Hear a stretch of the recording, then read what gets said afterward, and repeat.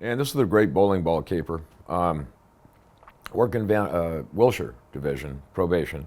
Work with a guy named Tom Garvin, and we get a domestic dispute. Domestic disputes are, you know, they're all over the map. You have no idea what you're going to walk into.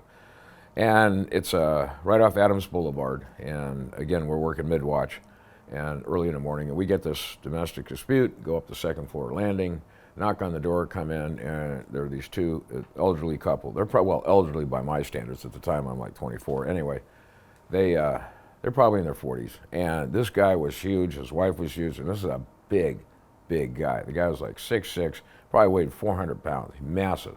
And his wife was no smaller than that either. She was a big gal too. Anyway, she demands that he gets arrested and goes on, and domestic violence. And back then you had a little bit of latitude, which was probably improper now that, you know, in retrospect. But, you know, we're looking, okay, fine, you know, you want him arrested? Yeah. So this is not atypical, is okay, if you want him arrested, absolutely, we're going to arrest him.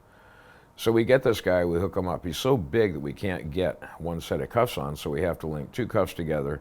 And the minute, and I've had this happen a couple of times, maybe more, the minute we cinch down the cuffs, the other set of cuffs on his wrist, she decides, well, I guess, you know, that was the love of her life now, and now he's saying, I'm so sorry, he's crying. And she starts yelling and screaming at us while we have our attention diverted. The big thing that happened, though, was they had a console, and they had a massive, massive aquarium. I didn't know if it was a 100 or 200 gallon fish tank, but it was directly on the other side of the suspect that we just hooked up. And all I remember, and the lights are kind of dim in there, in that place. You know, it's, you know, probably about a 40-watt light bulb for the whole goddamn thing.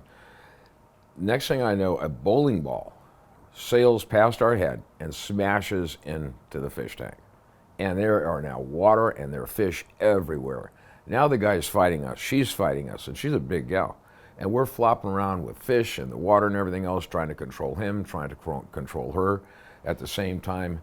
I mean, and you know, fish, when you squish them, you know, they get real slippery, so you'd stand up, step on a fish, and you could swish, you go down again. He'd do the same, she'd do the same.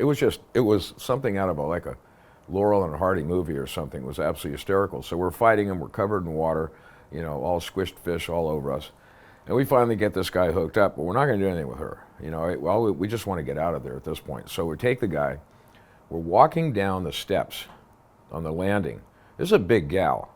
I don't know how she did this, but she launches herself at us. And we probably looked over our shoulder at the last minute, but all I remember was seeing this massive, huge white thing sail over our head, missed us, kind of brushed into this guy, and then just tumbled down at the end of the stairs. And what it was her panties, and she was, I mean, we're talking like that, and just goes crashing in.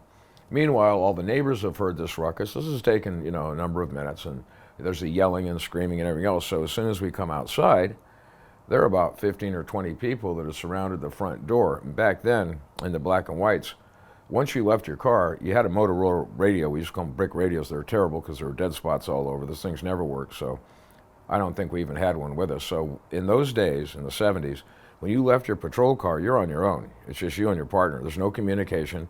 If a citizen decides they're going to call in, you know, fine, but, you know, you're probably basically on your own. So you're going to, you know, die standing where you are if it gets really dicey and nasty. And so we come out, and all these people are kind of in a horseshoe around us.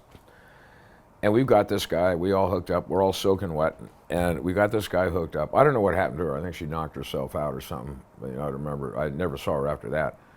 We got him hooked up, and then Tom's sitting there telling everybody to get back, and nobody's going to get back, and they're threatening to lynch him. Lynch him meaning they're not in the physical sense of lynching, but to, you know, take him from our custody. So Tom takes out a 6-inch blue steel revolver and puts it up in the air as if he's going to crank off a shot. And back then, you could fire discharge warning shots when feasible.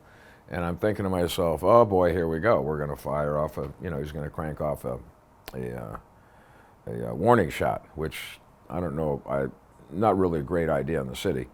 But suffice it to say, the minute he pulled that thing out, everybody kind of dispersed, and we take this guy, get him in the car, we go back, and we go in the wash commander's office at Wilshire, and we're standing there with this guy. Both Tom and I are soaking wet, suspect's soaking wet. There's probably fish goop and scales all over our uniforms.